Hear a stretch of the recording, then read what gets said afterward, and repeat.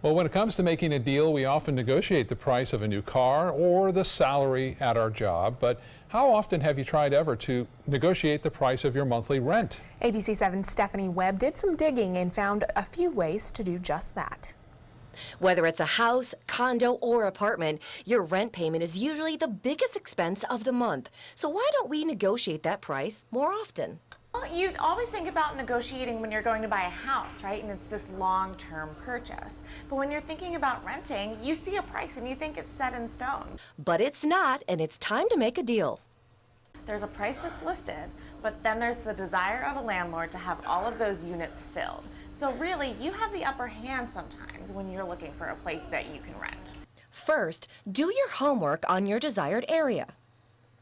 When it comes to negotiating rent, you definitely need to do your market research before you have a conversation with a landlord. So check Craigslist, check apartment listings around your area to know what that market rate is. Next, negotiation starts with you. It's time to sell yourself. It gives a landlord some incentive to want you as their new resident. Maybe you have a regular income as a freelancer. It helps to bring some tax returns. Whether it might be references from past landlords, make sure you're on good terms with those before you look for a new place. And anything that's going to prove that you're a responsible adult, you're ready to pay the rent, and you're excited to be there, it's all going to work in your favor. Next, take a look around the rentals. Are you willing to settle for a little less?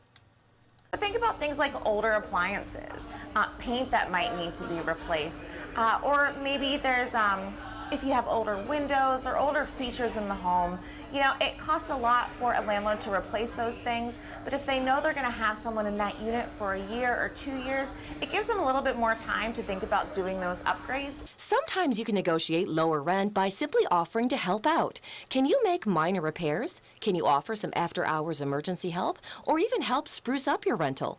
If you're renting a house, it might be yard work, and just simply volunteering to keep up with that yard work, it brings down the cost for the landlord.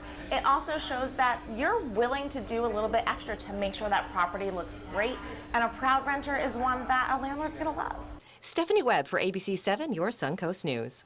Well, one last tip, try and negotiate a longer rental term, 18 or 24 months instead of just a year. Then you can score some extra money off, and the landlord also has a paying tenant for a longer term.